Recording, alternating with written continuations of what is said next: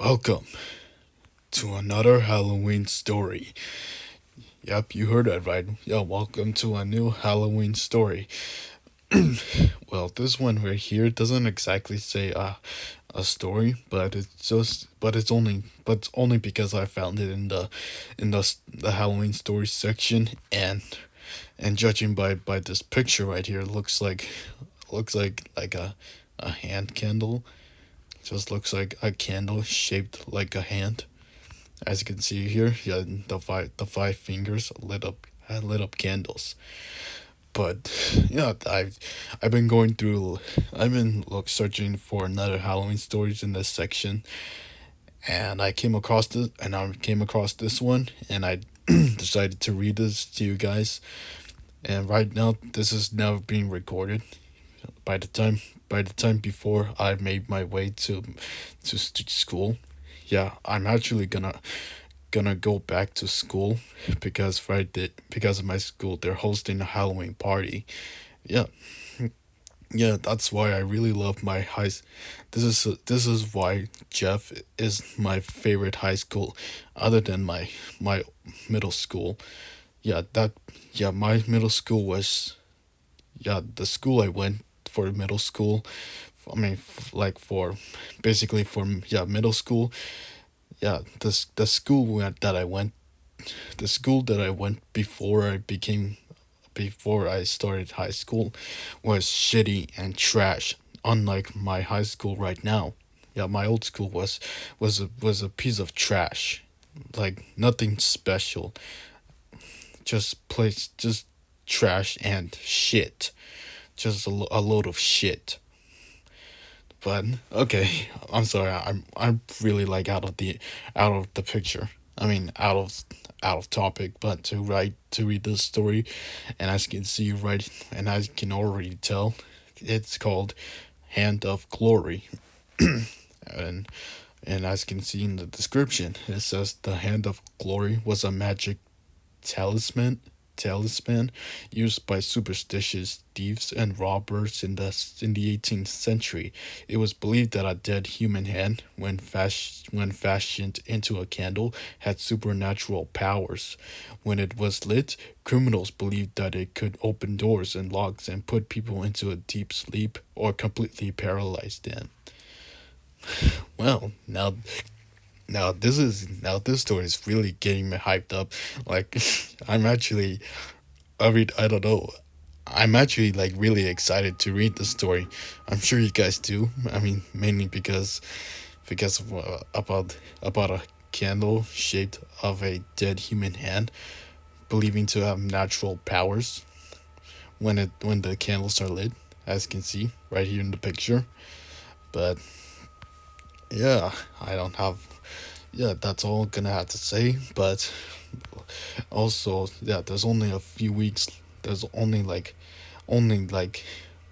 as a matter of fact, it's only like a week left until the end of Halloween.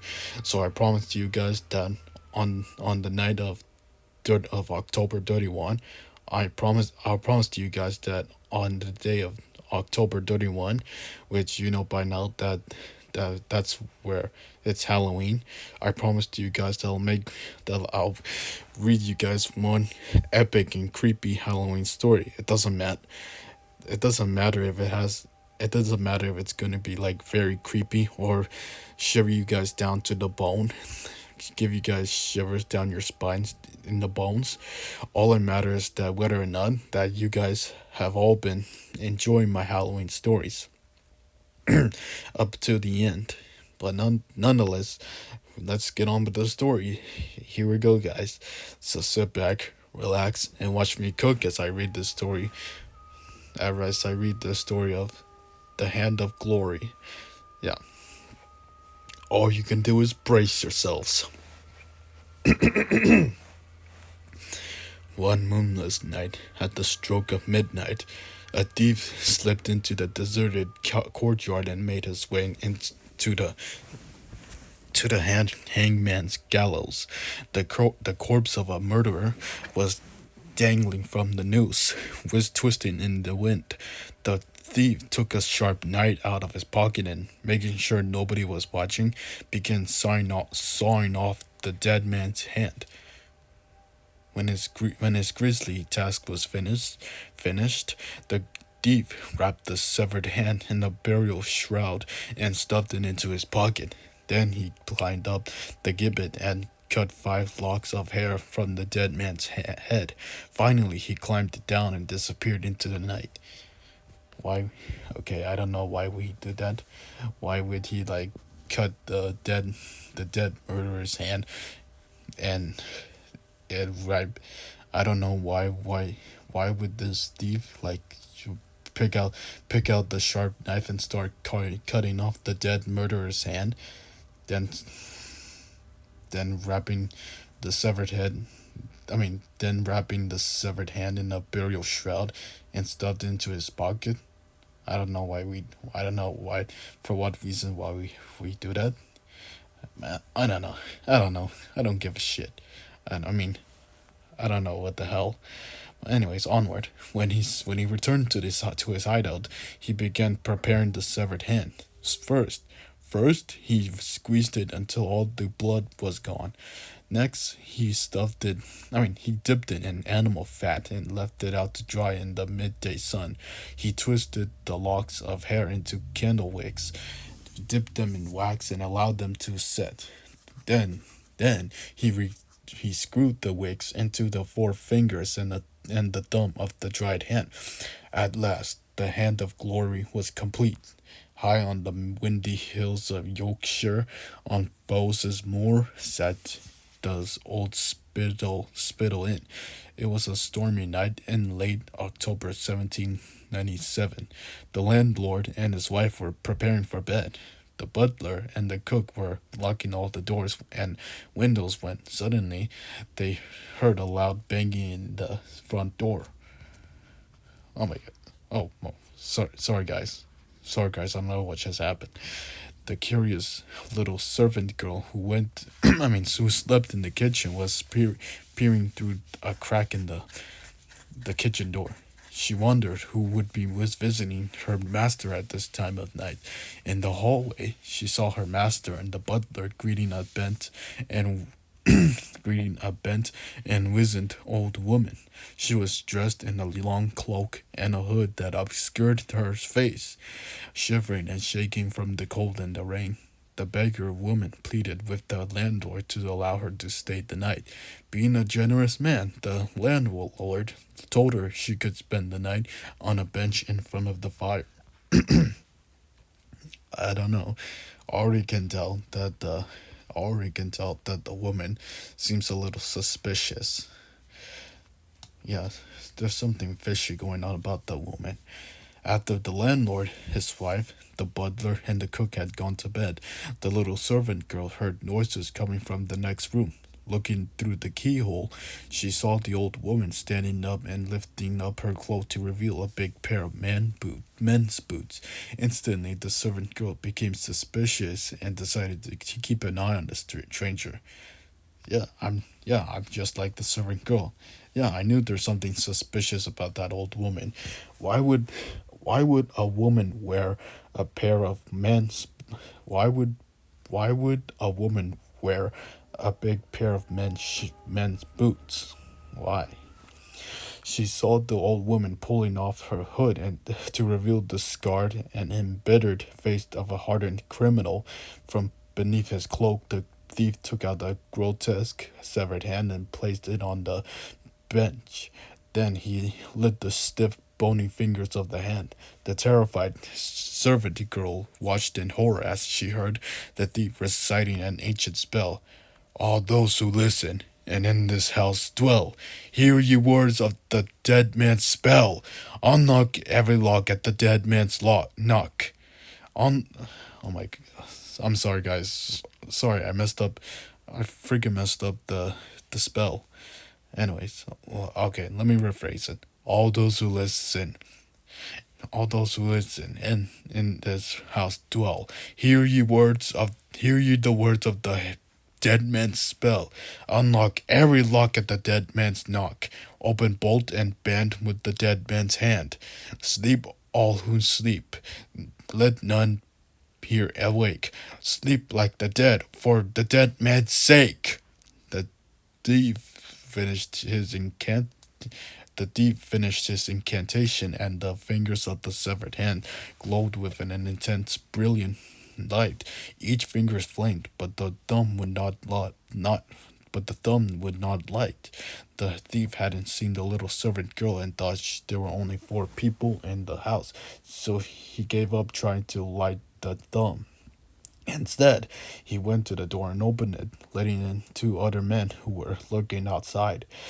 Gathering around the flaming hand, the thieves began murmuring over and over, "Hand of glory, shining bright, lead us to our spoils tonight." While the thieves were busy filling their sacks with valuables, the frightened little servant girl tiptoed into the butler's quarters and tried to wake him up and alert him to the danger. But no matter how what she, but no matter what she tried, she could not shake him from his deep slumber. Then she went into the cook's bedroom and tried to wake her, but it was no use. Finally, she slipped up the stairs and went into the landlord's bedroom. She found her master and his wife lying in bed, their eyes wide open, staring lifelessly into space. They seemed to be in some sort of trance. The little the little girl realized that the hand of glory must have cast some sort of spell over the household, so she crept down the stairs again, grabbed the flaming hand, and brought it into the kitchen. She took a deep breath and tried to blow out the burning fingers, but she couldn't extinguish them. Suddenly, she had an idea. Grabbed a jug of skimmed milk and was sitting on the table. She poured it over the grotesque hand. The milk quenched the burning wicks, and the spell was broken. She was able to creep upstairs again and rouse the landlord and his wife. Then she shook the butler and the cook until they were wide awake.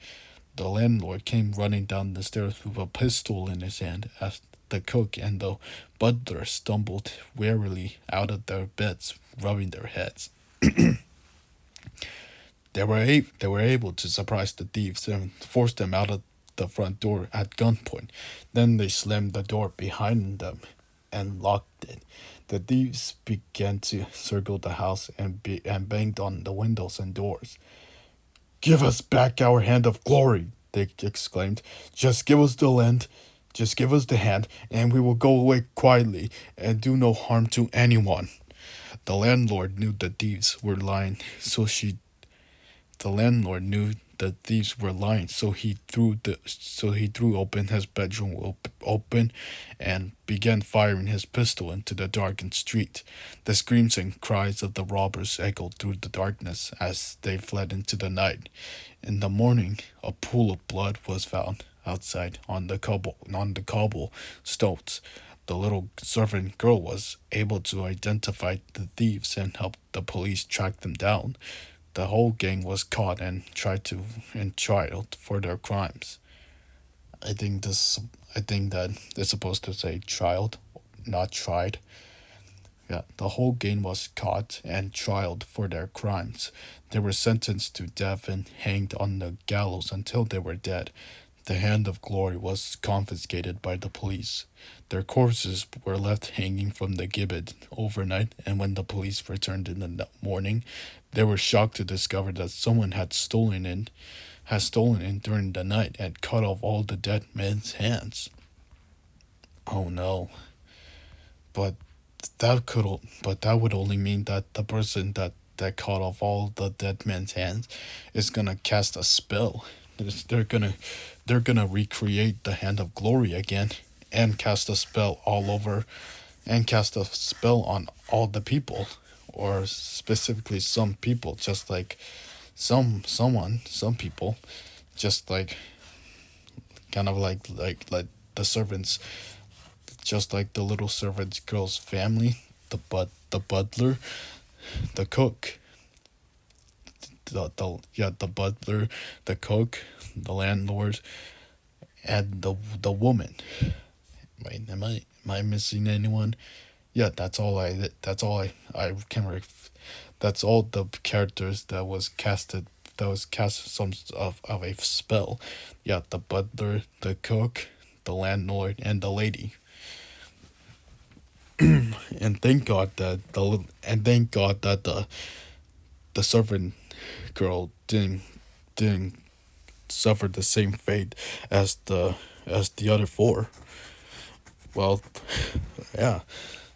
Well, this was really an enthusiastic Halloween story. Mainly because this is all take the setting of the story is takes place in the 18th century, like in the 1700s. Yeah, that's what I really liked about this story the most, and like the some sort of like this feel of connection and the like this sensation. Yeah, I can like, yeah, yeah, I mean, as I was reading the story, I can like picture out what was happening. But that's it, folks. That's it for today's video. Yeah, this was the story, Hands of Glory. I mean, Hand of Glory. If you guys enjoyed this video, you guys already know the drill. Like, subscribe, comment, and let me know what other stories you want me to read. And I know that deep down you guys love my videos. And if you can do this for me, just read, at least try and watch my scary stories, the other stories that I've read in the past, and and my other Halloween stories like from last year and 2 years ago. But overall, this was really a great Halloween story. Thank you guys so much for sticking around to the end. Until next time. Also, I'll always be copying and pasting the link of the website Scary for Kids in the description below, so you guys can check it out when you guys have the time. But nonetheless, I don't have anything to say, but that's all I wanted to say to you guys. Thank you guys. Thank you guys for sticking around until the end. So, yeah, I'll catch you guys in the next Halloween story. Peace.